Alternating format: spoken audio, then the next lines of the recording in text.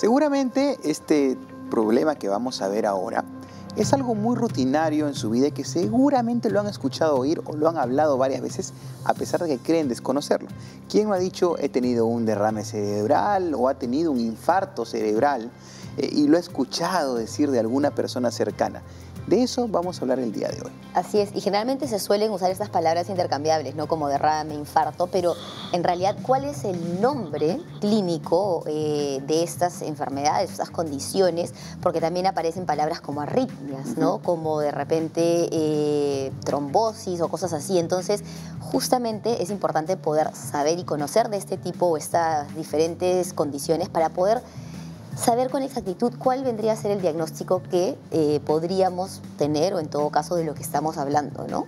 Efectivamente, y como yo no sé nada de esto, he pedido así a los dioses de la producción que nos traigan a un neurocirujano que nos puede ayudar mucho con esto. Con ustedes, Henry Pacheco, bienvenido, muchas gracias por estar con nosotros. Hola, muy buenas tardes, gracias por la invitación. Henry, tengo la primera pregunta así para arrancar de cajón. ¿Qué tipo de condiciones o enfermedades es que ve un neurocirujano? Ok. Lleva a la confusión lo que es un neurólogo con un neurocirujano.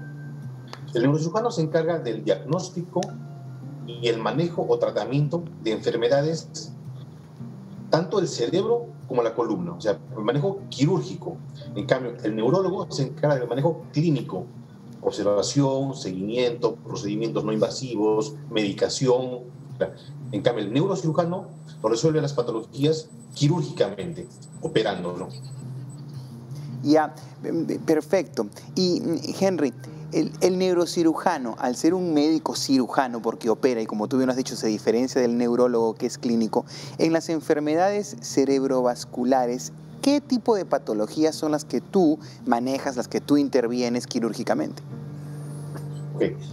Hoy las especialidades médicas se han subespecializado tanto que definitivamente cada área tiene un grupo de médicos que se dedican exclusivamente a eso. Por ejemplo, en la neurocirugía es una rama muy amplia. Hay médicos que se encargan de netamente patología oncológica, tumores, patología de columna, patología pediátrica o niños. Y en mi caso yo hago la patología vascular cerebral, o sea, identifico, diagnostico y trato algunas patologías, por ejemplo, los infartos cerebrales, claro, los aneurismas o malformaciones cerebrales. Y perdóname, Henry, es que cuando hablas de todo esto me acuerdo de ese término derrame cerebral. Y que es muy común, ¿cierto? Pero ¿qué es? ¿Y cuáles son las causas del derrame? Ok, un derrame lo conocemos en el argot popular como algo que se salió de su sitio, o sea, algo que rebalsó. Claro. Y derrame cerebral es cuando algo en la cabeza del humano se rompe una arteria o una vena y sale sangre, y por consiguiente esa sangre se derrama, de alguna manera por decirlo, en el cerebro. Es lo que es el derrame cerebral, que es lo opuesto a un infarto cerebral. Claro. Son dos cosas muy diferentes. Claro, y ¿podrías ampliar esa parte del infarto? ¿Cuál es la diferencia para que nuestros televidentes lo entiendan? ¿Derrame, claro, infarto? Sí. Perfecto. El infarto cerebral, como todo, la denominación de infarto es algo que obstruye y por consiguiente se queda sin irrigación. Lo más común es el infarto al corazón, habrán escuchado ustedes. El infarto al corazón es cuando una arteria del miocardio se tapa y por ende no entra sangre al corazón y el tejido se infarta. El cerebro pasa lo mismo, ya sea por un trombo o por un émbolo o algo que obstruya la luz de una arteria, va a condicionar un infarto, o sea, que una área determinada de ese cerebro no se irrigue. Eso es el infarto cerebral. Claro. Wow. Ahora, Henry, y para nosotros poder saber o para que los televidentes puedan saber, ¿cuáles son algunas señales o síntomas que tenemos que, digamos, a los cuales tenemos que estar alertas, que podrían estar avisándonos que se está avecinando o está ocurriendo un accidente cerebrovascular? Muy buena pregunta. Recordemos que el accidente cerebrovascular, o sea, lo que comúnmente ocurre en la mayoría de la población son los infartos. Entonces, los infartos es lo que muchas veces pasa desapercibido. Claro. Es importante educar a la gente. existen factores que son predisponentes. Eso. Aquellas personas que, Prevención. por ejemplo, son pacientes hipertensos, pacientes diabéticos, pacientes con comorbilidades o cirugías previas a nivel coronario, etcétera, obesidad, un montón de factores que predisponen a eso. Entonces, estos pacientes en algún momento van a tener la posibilidad de hacer un infarto. Entonces, ¿cómo nosotros podemos reconocer eso? Primero, al infarto, el paciente va a tener una disminución en alguna función cerebral. Por ejemplo, ahora estamos despiertos, ustedes me están escuchando, me están entendiendo lo que les estoy diciendo, lo estoy transmitiendo a ustedes. Cuando pasa un infarto, los pacientes tienen una disminución en su estado neurológico, entonces no se dan cuenta de las cosas, o están medio dormidos, o están como que no hacen caso a las cosas. Usted le dice, levanta la mano, dame tu nombre, y no obedecen. Entonces ahí algo nos está llamando la atención. Segundo, los pacientes pierden una función, ya sea motora o sensitiva. Lo más frecuente es lo motor. Dice, levanta la mano y vemos que el paciente no puede mover la mano o la pierna. Lo que es mucho más llamativo es la simetría facial. En la cara, cuando os sucede un infarto, siempre la mitad de la cara se va a paralizar. Y por ende, van a notar los familiares o quien esté cerca una asimetría. Van a sentir que la comisura labial se va hacia un... Claro. Y eso es muy frecuente en lo que es la parálisis facial producto de un infarto, ¿no? Claro, qué interesante saber y reconocer esto. Claro, también podría ser tan súbito que producir inmediatamente la muerte, ¿no? Entonces, es un amplio espectro de posibilidades, de síntomas que puede tener una persona que está sufriendo un infarto cerebral. Henry, te propongo continuar hablando del tema después de la pausa. ¿Te parece bien? Claro que sí, con mucho gusto. Muy bien, vamos a la pausa y regresamos hablando sobre las enfermedades cardiocerebrovasculares.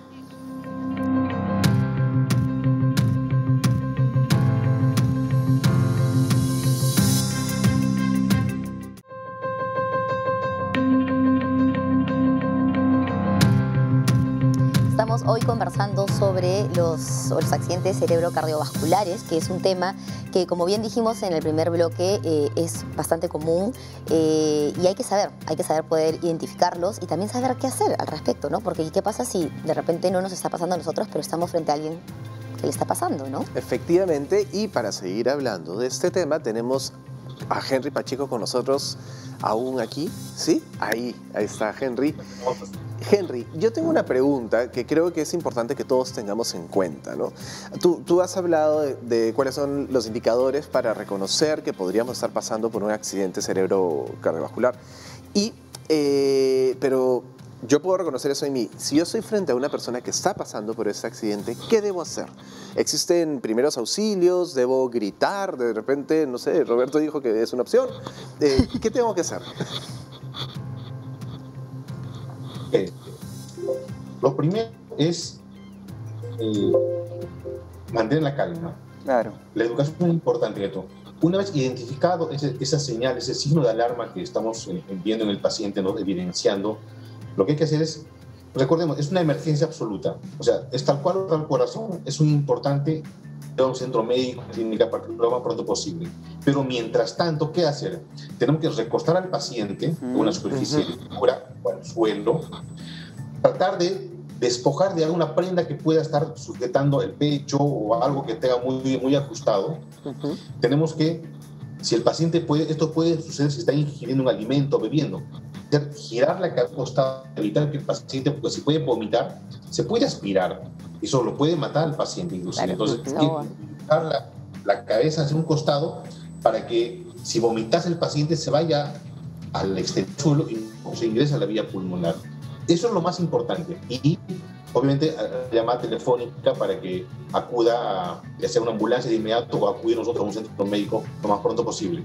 Claro, de hecho yo decía, gritar es una opción porque dentro de los eslabones del RCP, lo primero está en pedir ayuda. Y claro, como dice Henry, esto ocurre cuando tienes un paciente semiconsciente. Claro, en un paciente inconsciente lo que hay que hacer son maniobras de reanimación cardiopulmonar, que deberíamos todos aprenderlas de alguna u otra manera.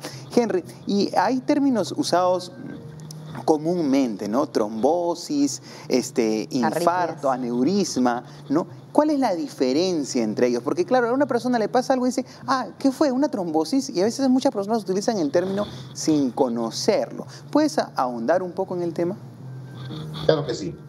Trombo o trombosis viene del se relaciona con el término trombo. Trombo es un coágulo, un tipo de sangre que se ha formado en alguna parte de nuestro cuerpo. Lo más frecuente es a nivel del corazón. Pacientes, como usted al principio ha mencionado, fibrón con arritmia coronaria, hacen esas turbulencias, hacen que se formen pequeños coágulos. Si son pequeñitos, van a tapar arterias pequeñitas. Son arterias, coágulos un poco más grandes o trombos más grandes, van a tapar arterias más grandes y se va a hacer más evidente los síntomas. Eso refleja trombo. Embolia viene de émbolo. Émbolos son placas, muchas veces una bola de grasa que se desprende a un lado. Eso es un émbolo. Un aneurisma es todo lo contrario a eso. El aneurisma es la dilatación de la pared arterial. Va a ser como una especie de un globito que va en la arteria. Y eso a nivel cerebral, como sabemos, es otro tema, pero es muy importante identificar porque tiene un riesgo. Un aneurisma es un engasamiento de la pared y tiene un riesgo. Dice que en algún momento de la vida se pueda romper. Y cuando se rompe, produce lo que al principio mencionábamos, el derrame cerebral. Así es. Importante. Sí, definitivamente la diferencia, porque claro, como tú dices, se usan los términos intercambiables a veces y no hay que saber con propiedad de lo que estamos hablando. Henry, ¿y cuáles vendrías, o sea, si nos podías dar una lista de repente en cuanto a los factores de riesgo, tanto para las enfermedades cardiovasculares como para las cerebrovasculares? Porque definitivamente mencionaste algunos, ¿no? Pero también hay personas que dicen, no, si fumas, si no haces deporte, el estrés, ¿no? ¿Cuáles son estos factores de riesgo para tener presente y que también podamos nosotros de alguna u otra manera reducirlos si es que estamos viendo que los estamos presentando? Claro que sí. Existen factores de riesgo modificables y no modificables. Los modificables, aquellos que nosotros podemos, como lo médica, modificar. Están en relación a nuestros hábitos, al tabaquismo, hay enfermedades que nos pueden predisponer a hipertensión no controlada, por ejemplo, al sedentarismo, o sea, situaciones en las cuales nosotros podemos de alguna manera modificar corrigiendo esos hábitos. En cambio, los hábitos, los factores no modificables, aquellos en los cuales no podemos interferir nosotros, por ejemplo, está la edad. A mayor edad, mayor riesgo. El sexo es más frecuente en las mujeres que en los varones. La raza, se ha demostrado que la raza afroamericana tiene más predisposición a padecer este tipo de accidentes cerebrovasculares, etc. Esas son cosas, factores como mencioné, factores modificables y no modificables.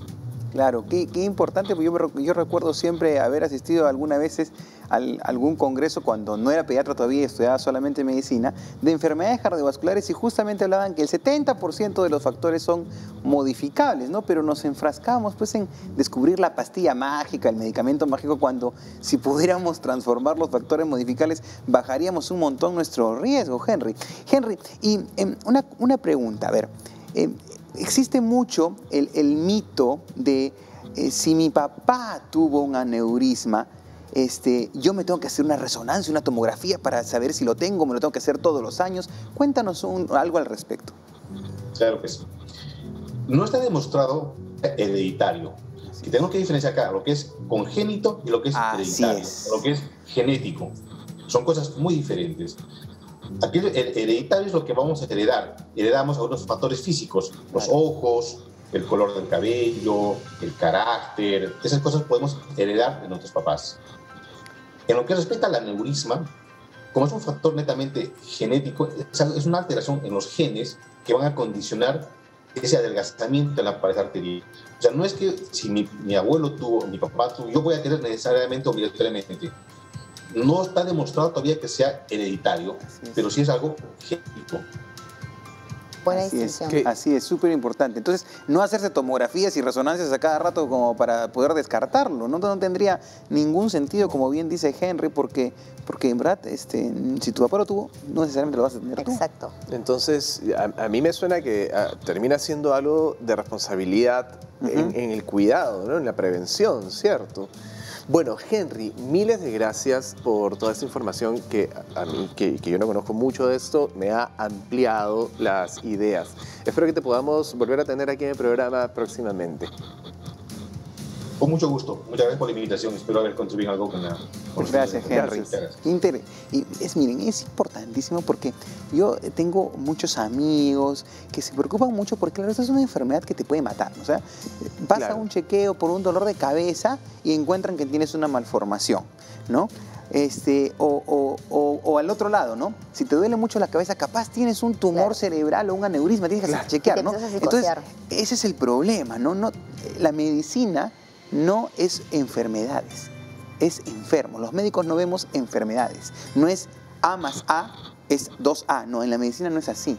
Hay una variedad de posibilidades, por eso vemos paciente. Entonces, dejemos de estar utilizando esas recomendaciones como que dogmáticas. De si te duele la cabeza, hazte una resonancia, una tomografía, o híncate el dedo, porque lo he leído en Facebook, no, se me han pasado un mensaje de WhatsApp, ¿no? Las historias en la medicina no llegan así, así que tengan en cuenta eso. Así es. Así es que vamos a seguir conversando sobre este tema tan importante tras la pausa. Quédense con nosotros que ya regresamos aquí en Cada Día Mejor.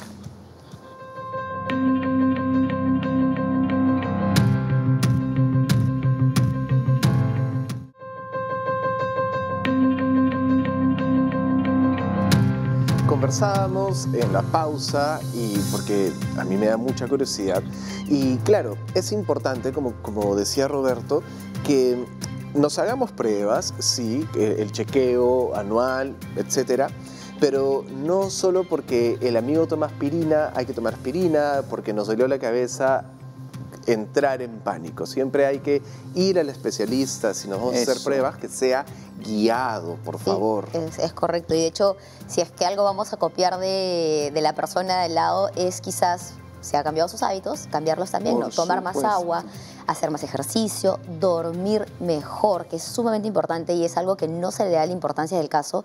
Y el dormir es un superpoder que tenemos todos. Mejorar los hábitos, incluir más fibra, más frutas, más verduras. Entonces son diferentes cositas que nosotros podemos hacer poco a poco, tampoco desesperarnos, porque cuando queremos cambiar todo de golpe, al final eso no es sostenible, ¿no? Entonces ir poquito a poquito modificando ciertos hábitos para que puedan ayudarnos a reducir las probabilidades de poder tener algún tipo de condición como estas. Claro que sí, es el camino más largo, no es como el cuento de la Caperucita, ¿no? Te quieres ir por el camino más fácil, hazte una resonancia, una tomografía que no va a encontrar nada, o empieza a tomar un medicamento que no te va a hacer nada, o hazte exámenes de sangre que todo va a estar normal y sin embargo no cambias tus hábitos, no me duermes bien, no haces ejercicio, no comes mejor. Ese es el camino largo, pero el que más efecto tiene. Así es. Y para hablar del tema, vamos a invitar a un cardiólogo. Los cardiólogos son los especialistas en las enfermedades del corazón y son quizás quienes han tenido mucho que ver en las recomendaciones en los últimos años. Vamos a ver una nota y regresamos.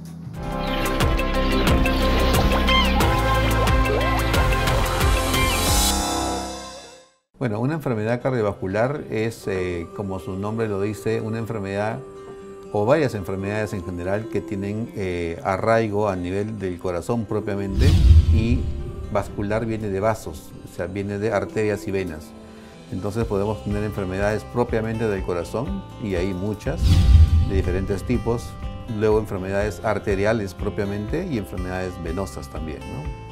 Las más comunes que afectan a la población y a nivel mundial, y también en el Perú tenemos más o menos hipertensión arterial en 30% de la población, y es más o menos similar en las tres regiones naturales, ¿no? Costa, sierra y selva, quiero decir. La hipertensión es cuando la presión arterial está por encima de valores que uno ha encontrado como normales, ¿no? Y luego de eso tenemos diabetes, dislipidemia y consecuencias del tabaquismo, que redundan mucho en aterosclerosis y también en aterosclerosis de las arterias del corazón, que producen también infartos.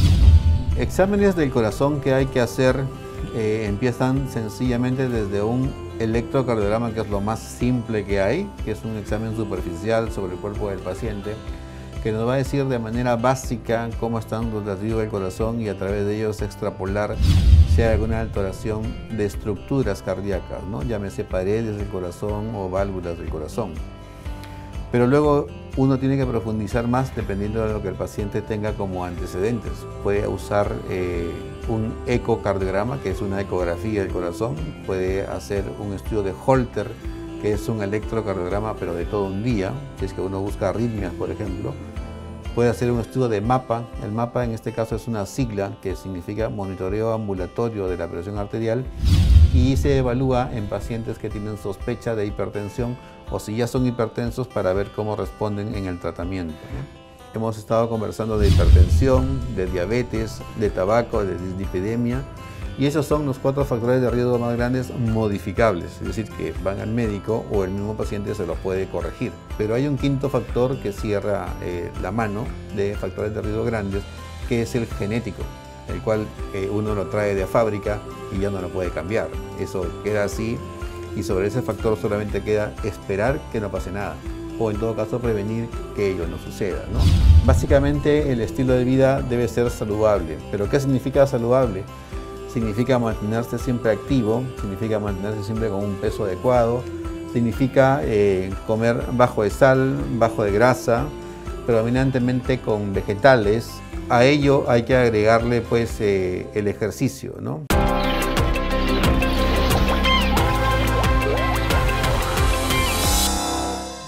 A ver, realmente si no cambiamos nuestros hábitos, esto no va a ser fácil de lograr. O sea, este debe ser el mensaje que deben llevarse de este programa. Es muy importante tomar conciencia. Yo entiendo, es lo más difícil, cambiar la alimentación que por años ha estado mal llevada, hacer un poco de actividad física. No les digo que se metan a practicar triatlón, pero caminen, aunque sea 10 o 20 minutos o bailen. Sí, lo que les guste. Mejoren el sueño, mejoren sus emociones.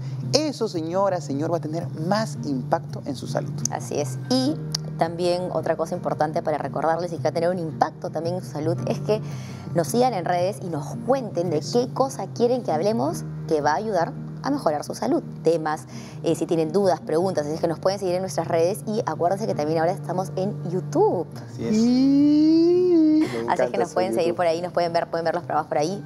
El mejor horario que les convenga. Pueden compartirlo con personas que de repente estén fuera del país y que quieren ustedes compartir esta información. De hecho, me lo han preguntado. Efectivamente, mucha gente fuera del país. Te paso el link, ahí está. Así es. De estos chicos que hablan de cosas muy interesantes. Toma este programa que te va a ayudar un montón. Con cerebro y con corazón, que es lo que hemos tocado el día de hoy. Así que muchas gracias por haber estado en el programa y ya saben, mantengan su vida saludable. Adiós.